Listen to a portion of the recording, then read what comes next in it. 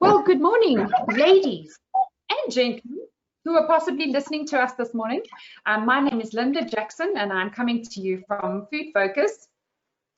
And we're going to be chatting today in the first of our series of women in the food industry. And I'm delighted to have a number of ladies that are joining me. And really the focus today is the retail sector, but we've got some more jammed into it. So it's not just the retail sector. We're also talking to somebody who's in science and development and technology. And so we're very excited about that. So without further ado, I'm going to introduce you to our very distinguished lady guests this morning.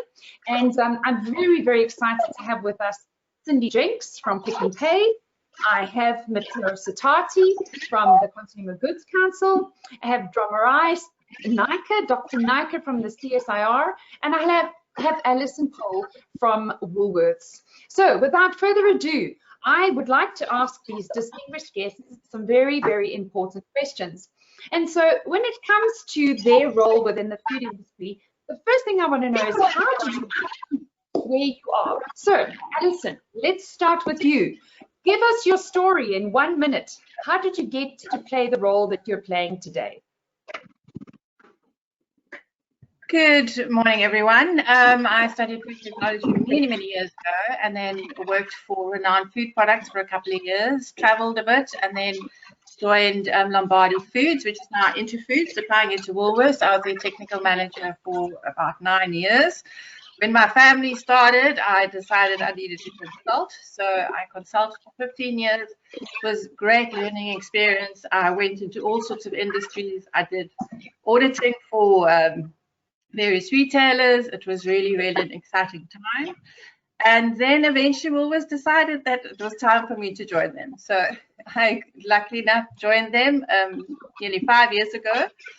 I was the technical manager for veg and salads, and last year I was promoted into head of fresh for technology for the whole of the fresh area. Great. Well, definitely some twists and turns along that path to get you to where you are. But there is like a theme there, Alison. It sounds like you really like veggies and freshly processed food. So we'll come back to that.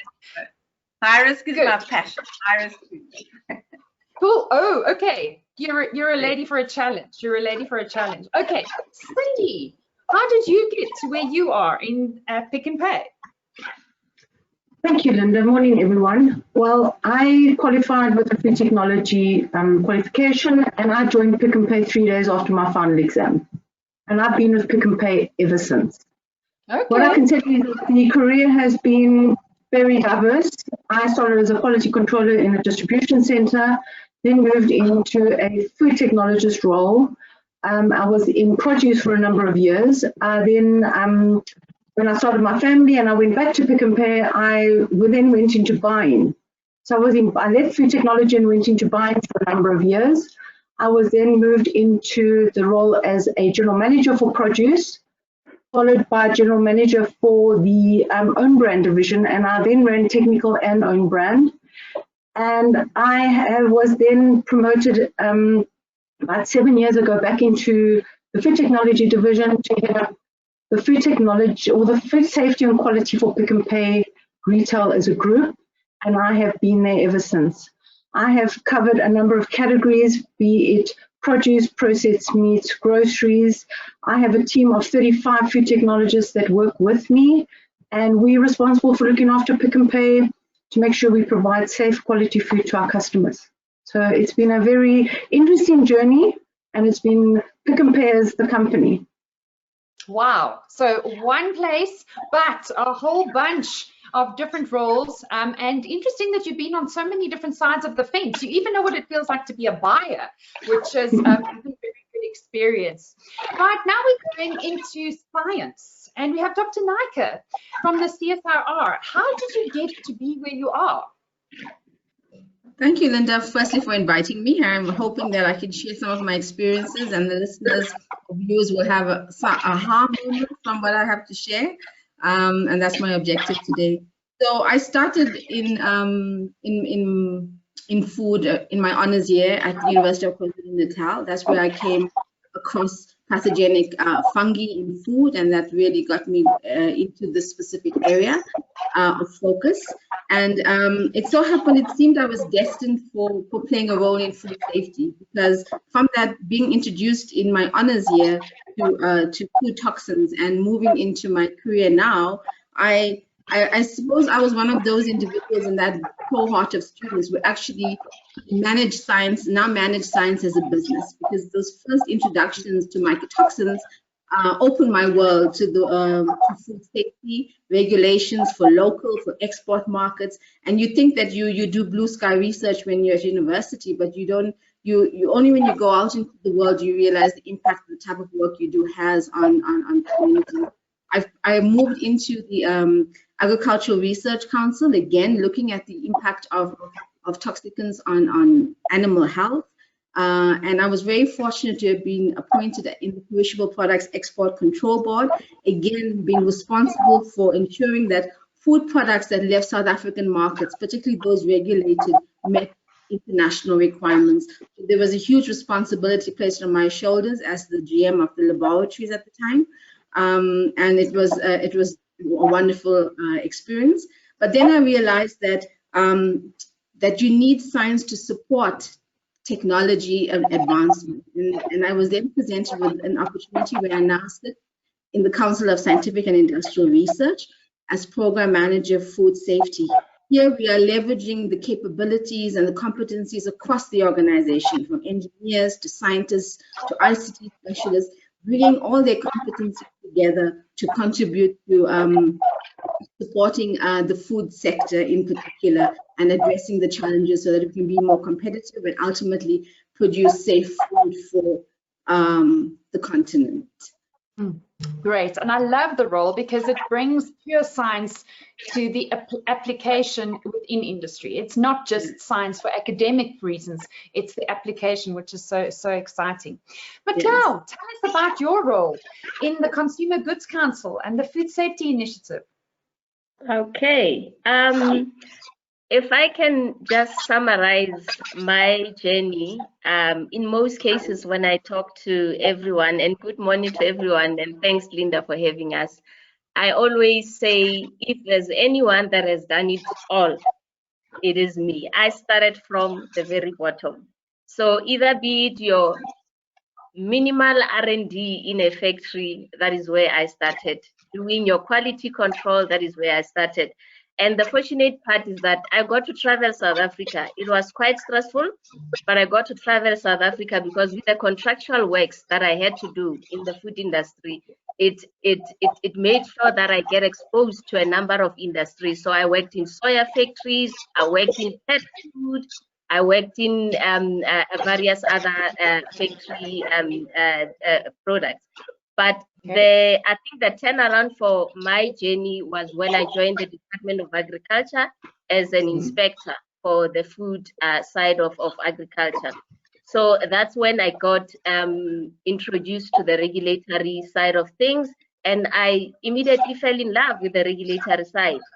And after that, I had to move to another division, which is where we were drafting regulations. Then I found a totally whole new world that I didn't know, and I just fell in love. It spearheaded my route into where I am today as the executive of the Food Safety Initiative at the Consumer Goods Council of South Africa.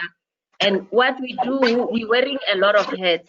We work with manufacturers, we work with retailers, and each and every day, there's never a dull moment. You'll be dealing with an issue of an inspectorate that is coming into a facility, and later on you're dealing with allergens, later on you're dealing with a whole lot of issues. So you don't even plan your day because you don't know what the day will bring. So that in summary is me, and I'm just a definition of someone that started from the bottom, did all the things that needed to be done in the sector, but I'm truly appreciative of the journey that I took.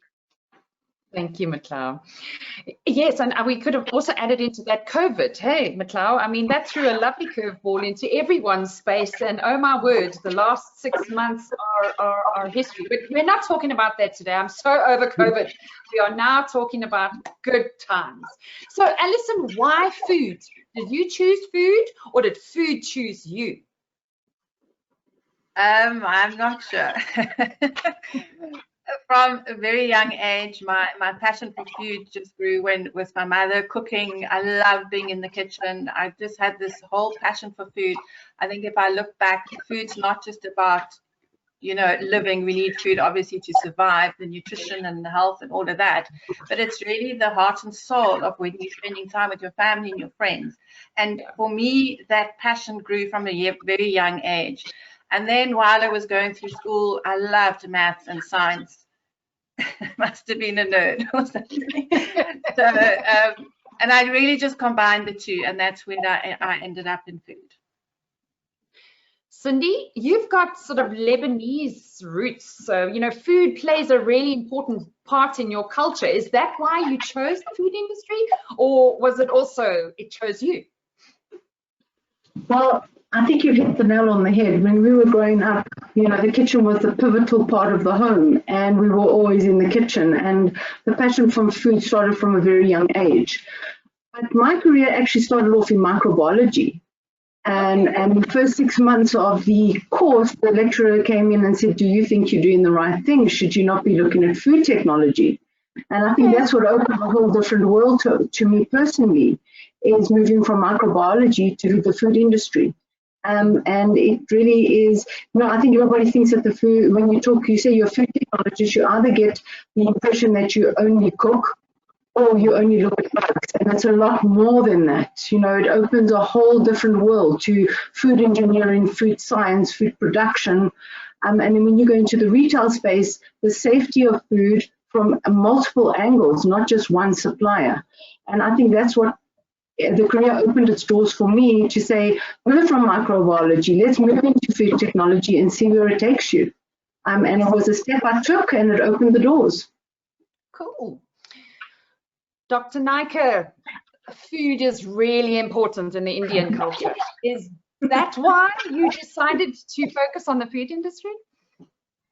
Well, I have a love-hate relationship with food anyway, with all my obesity challenges. But when I was introduced to food toxins at the University of KwaZulu-Natal, I remember very clearly as a young scientist, the buzz at that time was around HIV and mother-to-child transmission of HIV during breastfeeding. So all the scientists wanted to be involved in that space. You had the scientists who were making news headlines, and here you are being introduced to the world of pathogenic fungi, and you wonder, is this really where I should be? Is this going to get me a stable job when I get out of this degree? And so there were all those concerns, but there were also questions around, is this blue sky research? And then when I realized that in actual fact, there are regulations that need to be abided by the whole sector, and any comments around blue sky research in this space was just born out of ignorance. And my passion for food safety began in those days, and it just grew. And my career in the space of food safety expanded from just focusing on research, then to the application of the research, then managing the science as a business, and then now coming full circle to bring innovative technologies in the food safety space. And if for us as women, if you look at 60 to 80% of the world's food production is actually managed by women, particularly in the developing countries. And women are playing such an important role in the whole value chain. And food it's a right of every human, man, woman, child. But it's not food if it's not safe. And for that reason, I found my passion in food safety, bringing innovative technologies to ensure that food can be tested along the entire value chain, and not when it's an off-the-shelf product that you need to test, when it then becomes too late for the consumer. And therefore, my passion in this space is just growing daily, where we're looking at how we make an impact, just not locally, but in the region, and that we can actually be the food basket for, for the global village based on the competencies that we have. And therefore, my plea is really to all the young women. There's so many opportunities in this space, and I wish I knew then what I know now about this whole food sector. And I think the food environment is one of the sectors that offers you so many opportunities. The list is endless of the type of work that you can actually get involved in. Whether you're in the rural economy or part of the urban economy, there are very specific roles for women that, if you just know what they are, you can actually leverage them. And I'm sure, the ladies involved in the retail market, the focus now is very much on indigenous food. How do we get indigenous foods into larger markets? And a lot of the rural economies is relying on their skills, the traditional knowledge to bring those indigenous foods into larger markets so that they can actually become sustainable. Jobs are hard to find, but women are making it through the entrepreneurial, skills, and even that they haven't. It's just that tacit knowledge that they have to be breadwinners. So for me, that's why the food industry is just so it's evolving all the time, and you just have to be able to align and to ensure that you're not kept left behind in terms of all the exciting innovations around food, from the 4IR, the alternative protein sources, meat and found in a petri dish, the 3D printing. It's just endless and very, very exciting. So, the more we read and understand what's happening, LinkedIn is an excellent platform to keep updated on what's happening in the food industry and also to make yourself visible. So that's the reason why I'm in the food industry, and I think there's nowhere else to be honest, because here you can make a significant difference. Definitely. Everyone needs food. Absolutely. Right. So, McLeod, did you choose food?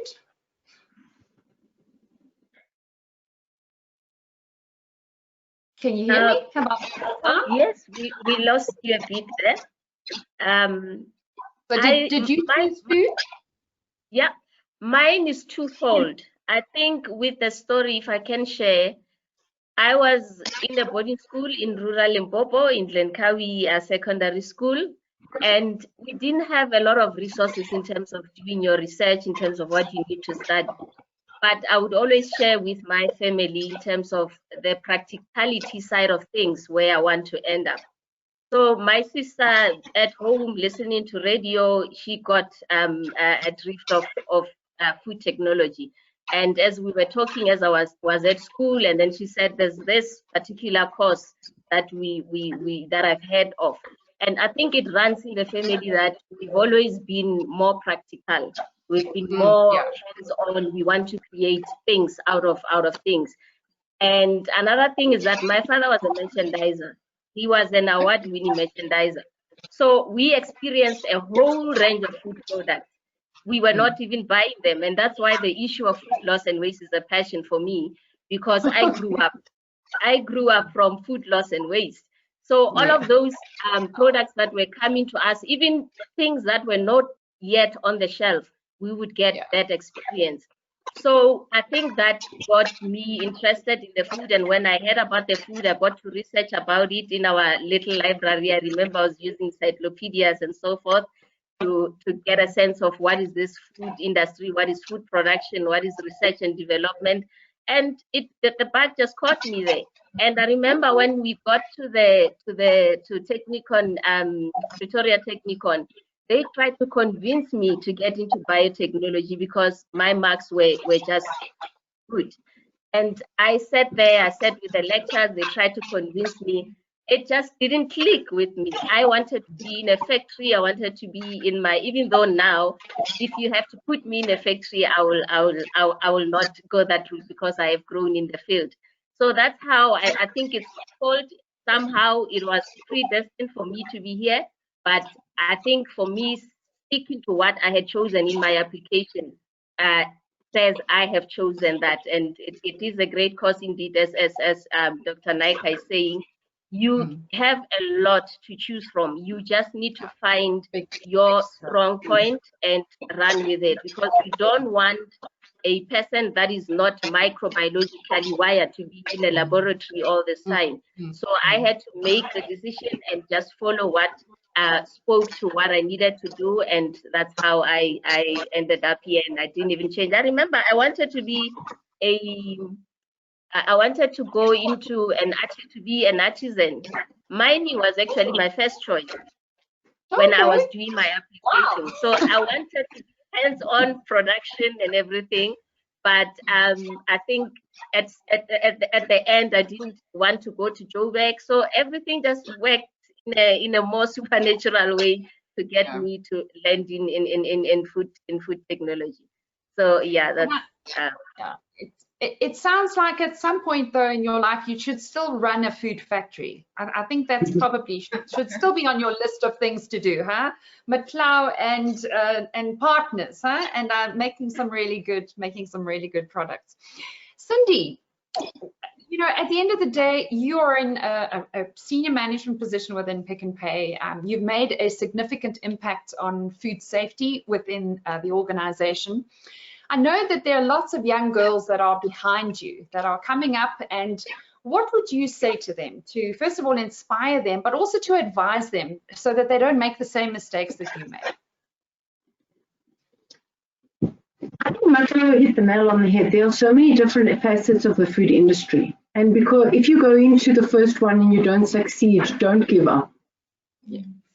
You know, you have to find your niche, you have to find your fit. And if your fit is not in food production, but your fit is in product development, don't give up. I have to tell you, it's not an easy industry for a woman. And my message to you is persevere. Persevere, hold your head up high. We fail along the way, but we learn from our mistakes. And I think that's why that's why I am where I am today, because I didn't give up. You stumble, don't fall. Get yourself up, dust yourself off, and carry on. Because the industry is tough, be it the food industry, the manufacturing industry, or the retail industry. My message to young food technologists today is don't go into the industry knowing it all. Go into the industry, learn about the industry, and find the niche in which you fit. And persevere, ladies, because that's what's going to get you far. Absolutely. Thank you, Cindy. And listen, what words of advice would you pass on? Perseverance, as Cindy said, was one of my words that I had. Definitely, it's very critical. I mean, when I started looking for a job in the industry, when I started Renown, I phoned he became my boss. I said, I'm looking for a job. And he says, no, I want a male in this position. They had a guy and he liked having a male. Eventually, I persevered, and he eventually said, okay, we'll come and have a look at the factory.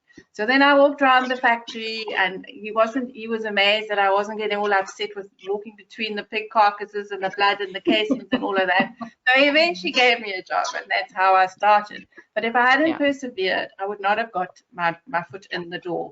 And that perseverance really stood me in good stead when I started my consulting business, because I'm an introvert. I don't like to go cold call and say, hello, this is me. Can I help you? No, it's hard work. But if you keep doing it and you keep persevering and you do your best every single day with integrity, that is what I've always done as well. If you do your best, you build up a really good name for yourself in the industry. And this industry is very small. So do your best every day with integrity. And it is hard work. You got to start at the bottom. You got to do your QC. You work your way through it. And as everyone said, there are so many different aspects in the food industry. You can find your niche, and you just got to find what your passion is. I mean, I think we're just living in the most amazing time at the moment with technology advancing. We've got robots harvesting crops. You know, what we're going to eat in the future, we might be eating insects and not cattle, etc. So we're living in fascinating times. And if you look at all the technology around the production of food, it's really fascinating. And you got to just find where your passion is and go for it. Absolutely. And the other thing is around respecting food. You know, we live in a very diverse culture, and everyone eat differently. So it's about someone taught me once about learning respect about food. So if it is from a walkie-talkie with its chicken feet, or if it's salmon, or if it's samp or cabbage or whatever it is, there's so much technology around it. You need to respect that and the people that you're feeding, and also respect the people that you work with. So when you earn their respect, and in return you're going to become a fantastic team working together, and then anything is possible, and just always with passion. Passion and perseverance. Yes. Dr. Naiko. Thanks, Yes, Alison. so thank you. You know, for the young ladies who are now millennials, I would think, you know, in an organization I worked in, we were giving long service awards of 5 years. You know, we were acknowledging those that stayed with us for 5 years, because people move. And I was told that it's not a sin to move, especially when you are young. Move around, because this is how you're going to learn. You're going to acquire skills and the experience that you need, and you will build networks. And when you get into a leadership position or a position of authority, you will leverage those networks, as I find myself doing right now. Build those relationships. Don't break relationships as you move on. Build on them and strengthen them, because you will come back to lean on them, especially as you grow in your career. And also, if you look at the food value chain, from inputs right through to consumption and waste and recycling, there are so many opportunities across this entire value chain. So just find your passion, and when you find something that you are passionate about, you will actually be fulfilled, and it will actually your career will morph from there. And sometimes opportunities will be presented that you've never anticipated, but go for it, because it could make make a difference in your life. And I was asked about whether there are strategic leaders, women leaders in food. Are we strategic leaders? And you know, we all were introduced to food by our own mothers, aunts, grandmothers. They taught us how to prepare food, how to ensure our kitchens are clean, how to serve. You know, it's all started from that. And even today, we still rely on our mothers. We go back to the homemade foods, etc. The point is that we just need, as ladies in the space, I don't believe that, from my own experience, it hasn't been difficult for me as a woman to find my space in the food safety environment. And if you are struggling with jobs now, the economy being so tough, I've seen a lot of young women being very entrepreneurial, trying to start up their own business as SMMEs. And there's a lot of government support now for these young women in particular. They just need to find what's out there through the social platforms, and they can even contact us. We have the information, the databases available in this space. So that's my, parting shot. Thank you. Thank you so much, Donna. Matau, bring us into land. You got 3 minutes. What would you say to the young woman of your village? Okay. Yes. Basically, I'm a rural girl, and if I am here, it can happen, and that's the ultimate message that everyone needs to carry through. And I think the ladies have nailed it in terms of, you need to be a student for life. I'm inspired by my own story, and you need to take the leap of faith. I remember just an email dropping in and saying there's a scholarship that's happening. I didn't judge myself and say, I'm old, there might be brilliant students out there.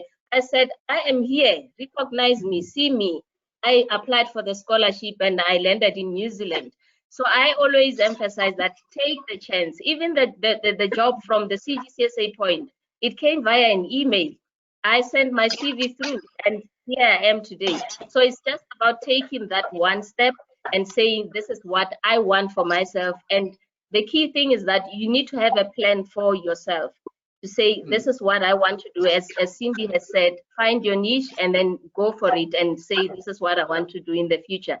And I think, as Dr. Naika is saying, entrepreneurship, if that is something that is in your heart and you feel you are good in research and development. We need a lot of factories that should come from food technologies. So it's just a message that's out there. There's a lot of help. The industry associations are there to help. We've got institutions like your universities, like your CSIR that are helping, and all the government departments. So I think we must just take the leap of faith. Let's just continue working ethically, because our job requires that, because we work under a legislative framework type of work. So in the facilities, I know in most cases we are called the police in the factory, and rightfully so, because if we don't do the job that we are required to do, we will end up with a lot of disasters that might impact the food industry. So we just need to take that with pride and say, we are here. We are the assurers. We are the risk management people, and we will develop things that will be of nutrition to you. Please respect our job, and then we are here to help you so that you become profitable as a company. So it is an interesting job. It's an exciting job.